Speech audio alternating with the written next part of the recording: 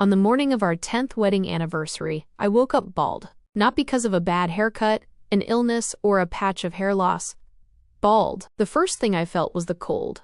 Not the ordinary chill that creeps under the covers in winter, but a strange, intimate cold on top of my head. Still half asleep, I reached up, expecting to feel my usual long hair tangled across my face. My palm touched bare skin. For a moment, my mind refused to comprehend what my hand was telling it. Then I sat up abruptly. The bedroom was drowning in the gray light of the morning sun. The nightstand clock read 6:12 a.m. The side of the bed where my husband Victor usually slept was empty, and the bottle of vintage champagne we opened last night sat on the dresser, its ice long turned into murky water. I touched my head again, smooth in some places, rough stubble in others.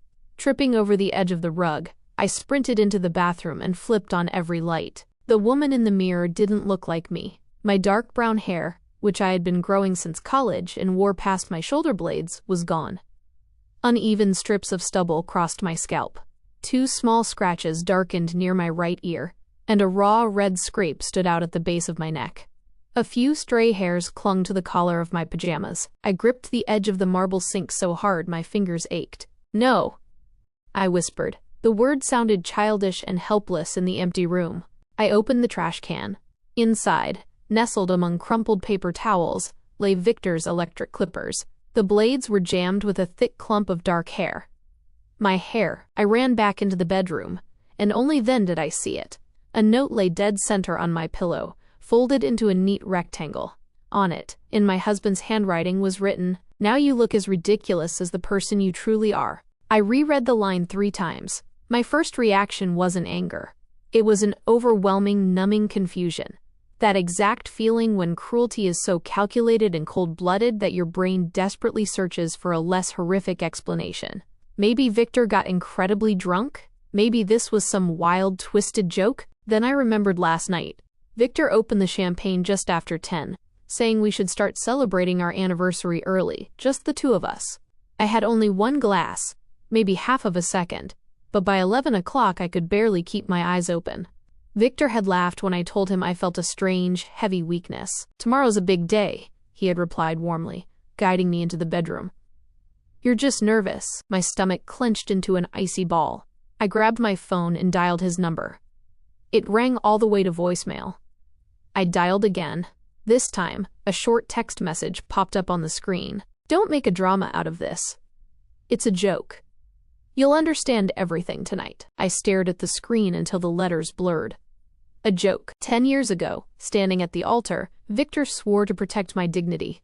And last night, he drugged me, committed physical violence against my unconscious body, and fully expected me to show up at our anniversary banquet as if nothing had happened. My hands shook violently. I wanted to take a shower.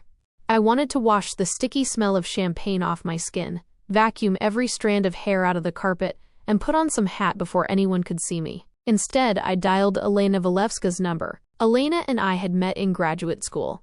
She was now an asset management lawyer in downtown Chicago, and the only person who knew every single cent of my inheritance details. She answered on the second ring. "Claire?" I tried to speak, but only a rasp came out of my throat. Elena's tone shifted instantly. "What happened?" He shaved my head. "Ah, pues. Who? Victor?" Another pause, shorter this time. "Are you safe right now?" That question broke something inside me. I sat on the edge of the bed and pressed my palm over my mouth. "He's not home," I exhaled. "He left a note. I think he put something in my drink." Elena didn't gasp. She didn't tell me to calm down. "Listen to me very carefully," she said in a firm, non-negotiable voice. "Do not take a shower. Do not clean up anything. Put the note in a plastic sleeve if you have one nearby. Take clear photos of your head, the clippers, the bottle, the glasses, everything. Then call 911, or let me call them for you." "I can't call the police over a haircut, Elena." "Claire, it's not a haircut." Her voice was stern, but laced with deep compassion. "If he drugged you and mutilated your body while you were unconscious, that is assault and battery." I looked at the note again. For years, Victor had conditioned me to dismiss his cruelty. A vicious jab, disguised as sarcasm, was humor. A slammed cabinet door was work stress. A bruised wrist gripped too tightly was, quote, just frustration. Every offense came with his logical explanation, and every explanation ended with me apologizing for provoking him. I'm supposed to transfer the money today, I said. You know, the $15 million. I know, Elena replied. And you aren't signing a single thing. By 7:05 a.m., 2 Naperville police officers were standing in my bedroom while I sat wrapped in a plush bathrobe. Officer Perez photographed the note and carefully packaged the champagne glasses. Her partner placed the clippers into an evidence bag. Did your husband have your consent to shave your head? Officer Perez asked. No. Do you remember him doing it? No. Are you taking any prescription sleep aids? No. She nodded and made a note on her tablet. An ambulance took me to Edward Hospital. Elena met me right in the emergency room lobby. She was wearing navy trousers, a beige coat, and not a trace of makeup. She hugged me gently, as if I were made of glass. A nurse named Denise treated the scratches near my ear and drew blood for an expanded toxicology screen. When I tearfully began apologizing for crying, Denise handed me a tissue. When someone degrades you while you're helpless, it isn't a joke, she said softly. Don't let anyone rename it for you. Those words burned into my memory. While we waited for the initial test results, Elena opened her laptop and logged into the trust management portal. The $15 million left to me by my grandmother was still sitting in the account, untouched. I should have felt relief. But at that moment, a system alert flashed on the screen. At 6:31 a.m., an unauthorized login attempt had been flagged. A confirmation code was sent to an old phone number still listed as a backup, a phone Victor kept locked in his home office. Elena turned the laptop toward me. He didn't do this to your hair because he thought you'd cancel the transfer, she said quietly. He did it because he calculated that you'd be too shattered and consumed by shame to even notice what he was doing behind your back. I looked at my reflection in the dark border of the screen. A shaved head. Swollen, tear-stained face. But for the first time in years, I saw Victor with absolute clarity. Elena closed the laptop. Do you have access to your shared tablet at home? I nodded. Good. Victor thinks you're cowering in a corner out of embarrassment. That gives us a window of time. The word embarrassment echoed with a sharp sting. Yes, I felt ashamed. Not for what I had done, but because I could already hear the questions people would ask. Why did you stay with him? Why did you trust him? How could you not see who you married? People often ask those questions as if cruelty enters your life wearing a name tag. It doesn't. It creeps in slowly. It starts with a joke at your expense, then criticism disguised as concern. And one day, you realize you've spent years constantly reshaping yourself to fit someone else's mood.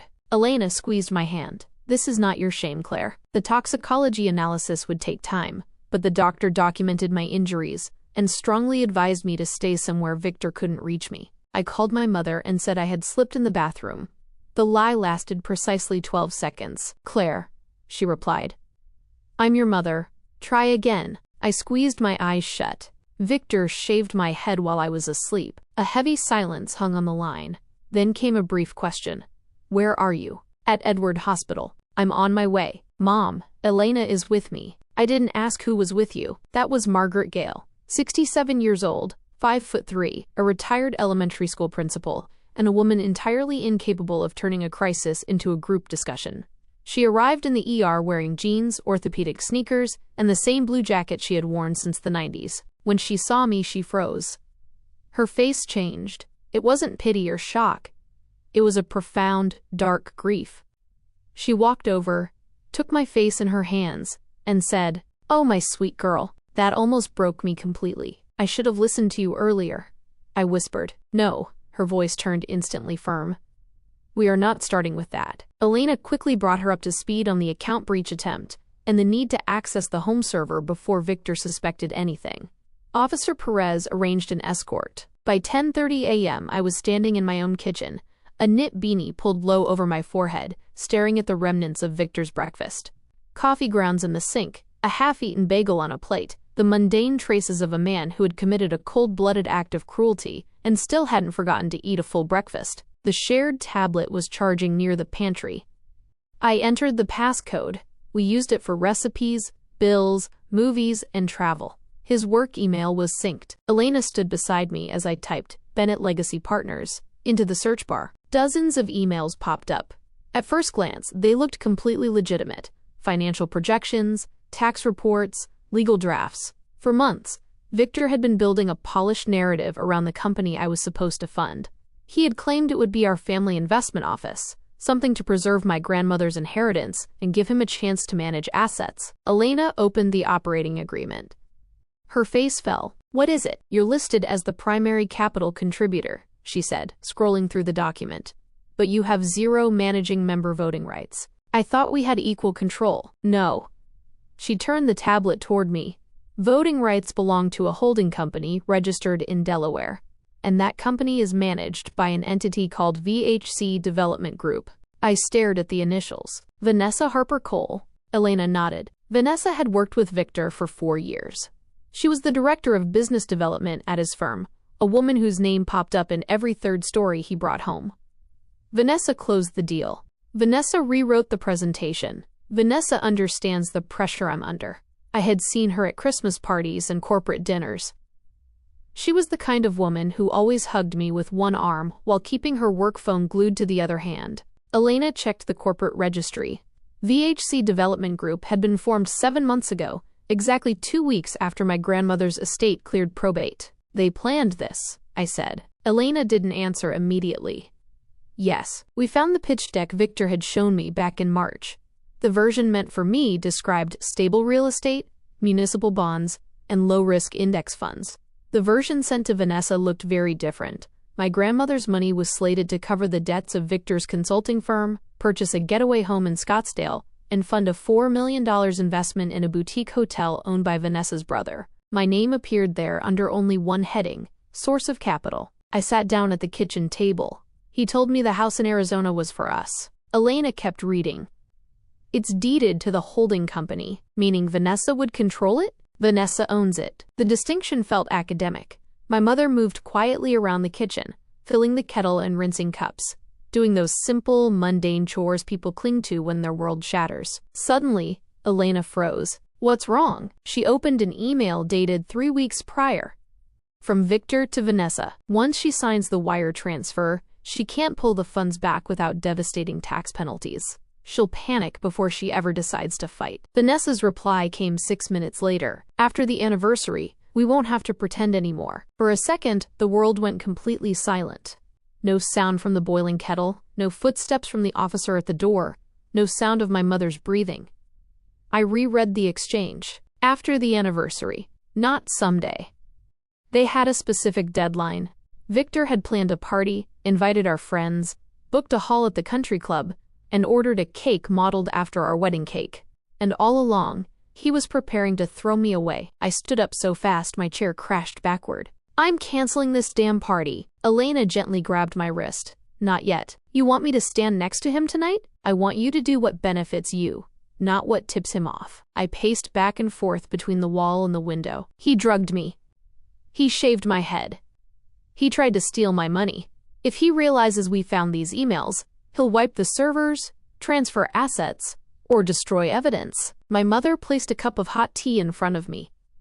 "Sit down, Claire." "I can't sit." "Then hold the cup." I took the cup. The heat marginally stilled the tremor in my hands. Elena laid out the plan. She would contact the bank's security department, block any wire attempts, freeze the trust assets, and file an emergency divorce petition with a temporary restraining order on marital property. A forensic auditor would initiate a review of his firm. I would not cause a scene at home. Not yet. My mother listened in silence. When Elena finished, she looked at me. "You don't owe him revenge, Claire. He deserves it, perhaps, but that isn't your job." Her voice remained entirely steady. "Your job is to stop protecting him from the consequences of his own choices." I looked at the screen again. Buried in the inbox was one more email, an itinerary. 2 business class tickets from Chicago to Lisbon, departing 3 days after our anniversary. Passenger 1, Victor Bennett. Passenger 2, Vanessa Cole. No return flight. And not a single ticket for me. I stared at those names until the last remnants of my marriage officially ceased to feel like a marriage. It was just an escape plan. And I was supposed to foot the bill. By noon, Elena had blocked all pending transactions, contacted the trust administrator, and brought auditors on board. The divorce petition was ready, but it was set to be filed at the very end of the business day, ensuring Victor would have no time to react before the banquet began. One problem remained. I had to go back home and face him. My mother was adamantly opposed. He could be dangerous. He thinks he's already won, Elena said over the phone from her office. That makes him predictable. Predictable men are still dangerous, which is why Claire won't be alone. A private investigator named Daniel was assigned to wait nearby, and the police already had my report on file. Elena also reminded me of Illinois' two-party consent law for recordings.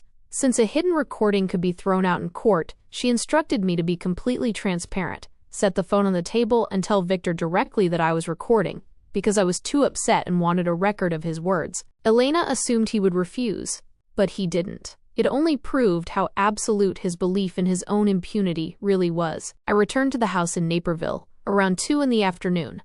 Victor's black SUV stood in the driveway, washed to a high shine for the event. Through the living room window, I saw him adjusting his cufflinks. He looked utterly composed.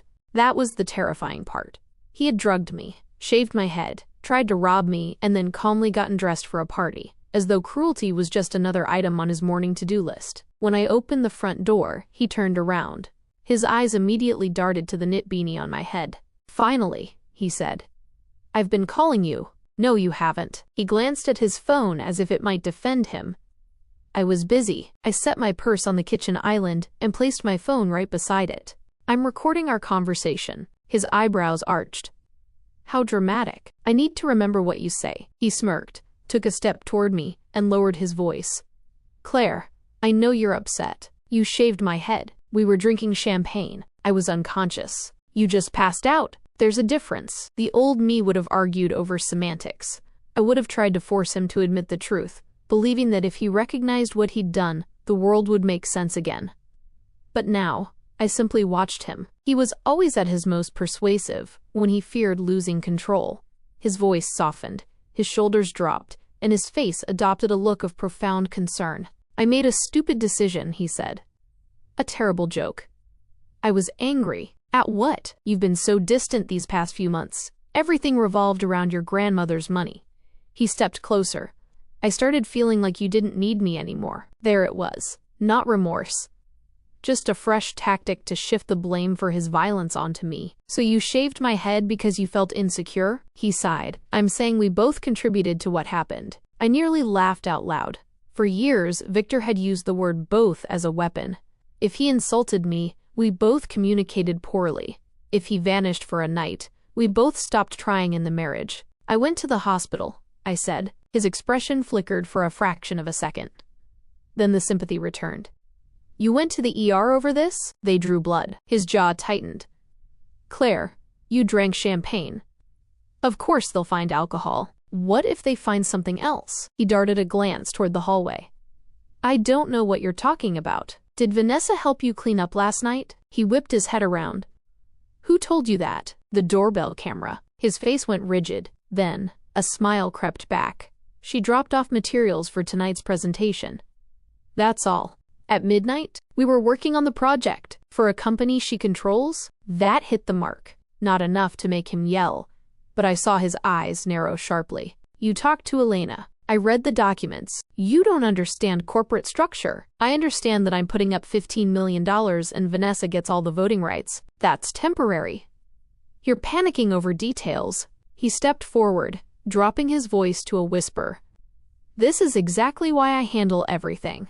You get emotional and do foolish things." I touched the edge of my beanie. His eyes followed my hand. "You shaved my head while I slept, and I'm the emotional one?" He turned away. For the first time, his composure cracked. "It wasn't supposed to go like this," he muttered. "How was it supposed to go?" "It was supposed to be a wake-up call, for both of us." I paused, then said, "I'm still going to sign the papers." His body instantly relaxed. The tension melted from his shoulders. The corners of his mouth curled upward, and he reached out for my hand. "That's the right decision." I forced myself not to pull away.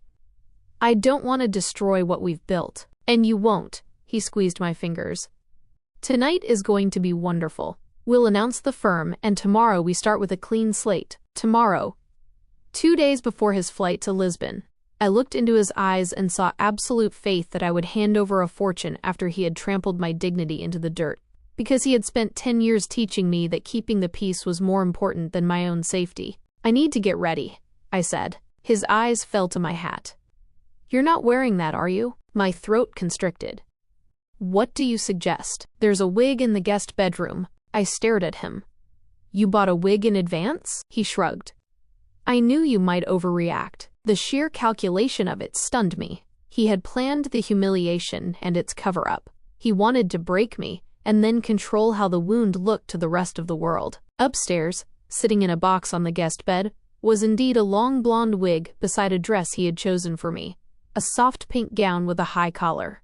I left both untouched on the mattress. Instead, I put on a sharp, tailored white pantsuit, did light makeup, put on my grandmother's silver and sapphire earrings, and tied a silk scarf around my head. When I walked downstairs, Victor frowned. "You look like you're heading to a corporate meeting." In a way, I am. At the country club, crystal chandeliers flooded the ballroom with light.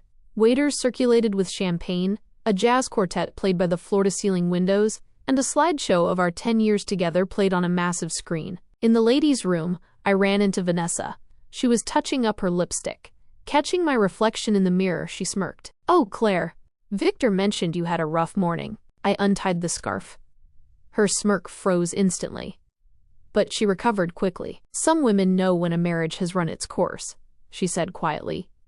"Others need a push." I met her gaze. "Did Victor tell you the money was transferred?" Her smile returned. That was all the confirmation I needed. My phone vibrated in my clutch. A text from Elena contained 5 words. "Funds frozen. Petition officially filed." From the main room came the clinking of crystal. Victor was tapping a spoon against a champagne glass. "Ladies and gentlemen, may I have your attention, please?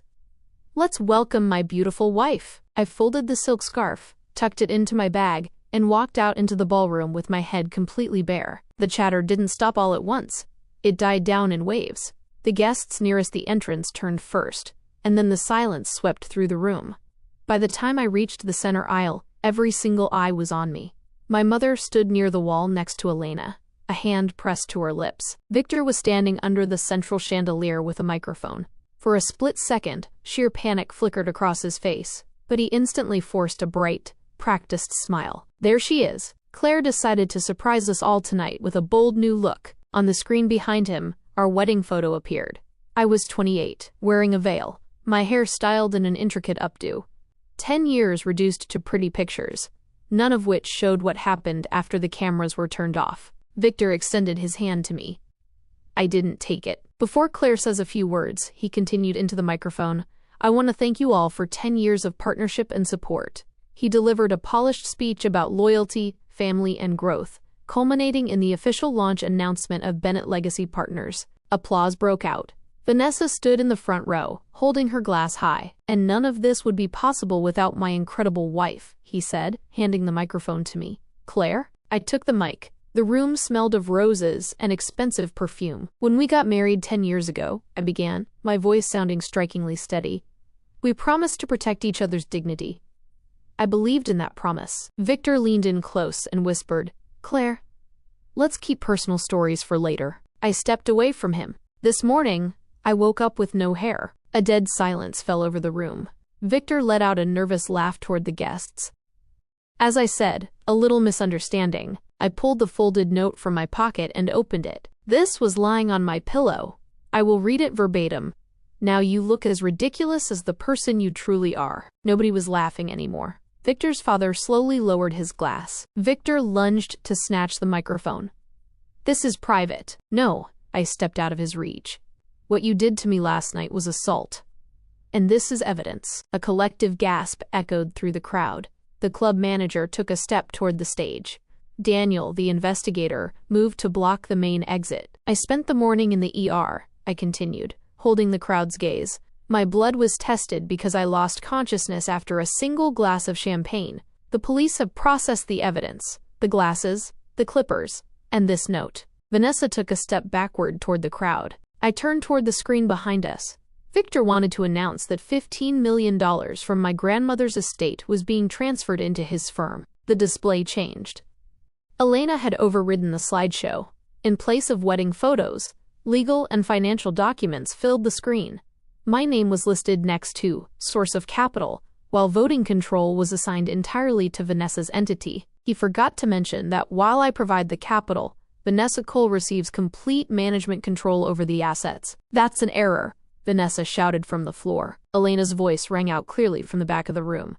Those are certified filings from the Delaware Corporate Registry. I signaled for the next slide. A real expenditure draft appeared. Debt settlement for Victor's firm, the home purchase in Arizona, and her brother's hotel project. Followed by a screenshot of their text thread. She'll cry, but she'll accept it. She doesn't have the spine to fight. Someone in the audience gasped audibly. Vanessa turned to sprint for the doors, but Daniel stepped directly into her path. Please remain where you are. Victor lunged at me, but the club manager and a security guard intercepted him, grabbing his arms. Sir, calm down. This is my event, Victor screamed, his face contorting. No, I said softly into the microphone. It was my money. I turned back to the room. The $15 million transfer has been canceled. Those funds have been permanently placed into a foundation dedicated to supporting women escaping financial and domestic abuse. It will fund legal aid, safe housing, and psychological support for those who are targeted to be broken. Victor stared at me with unhinged eyes. You couldn't have done that. I already did. Elena walked up to the edge of the stage and handed him a thick manila envelope. And since today is our anniversary, I concluded, I have a gift for you too. He tore open the envelope. Divorce papers. A temporary restraining order. A demand for a full forensic audit of his company. You set this up, he whispered. No, Victor. You set it up. I just refused to play my part. His father stepped forward from the crowd, his voice shaking. Victor, is this true? But Victor wasn't looking at his father. He was staring at me, a low growl building in his chest. What did you do with my money? The phrase echoed into the stunned silence. Not our money. My money. I handed the microphone to the manager, turned around, and walked off the stage. For the first time in 10 years, I walked away while Victor was still trying to justify himself. In the first week, Victor called me 37 times. He left weeping apologies at 2 a.m, threats during lunch, and wild accusations at dawn. In one message, he swore he loved me. In the next, he screamed that I had ruined his life. I never answered once. Every recording went straight to Elena. I stayed at my mother's house. Every morning started with the smell of fresh coffee. One Tuesday, I watched my mother trimming flowers by the window. Your hair is starting to grow back, she said softly. I touched my scalp. It feels like sandpaper. It's growing back strong, she replied. The toxicology results came back 3 weeks later, confirming the presence of a heavy sedative. It gave the police all the grounds they needed to press formal criminal charges against Victor. Elena's auditors discovered falsified documents and a forged signature on a loan guarantee at his firm. His business partner resigned immediately, and Vanessa, desperate to avoid prison time, struck a plea deal with the prosecutor and handed over every text and email they had ever exchanged. Real consequences don't come in a sudden flash. They accumulate day by day. Victor lost his firm, his assets, and his freedom. As for me, I stood by the window of our foundation's new office, looking out over the city skyline. My hair had only grown back an inch, but I never covered my head with a scarf again. I had nothing left to hide.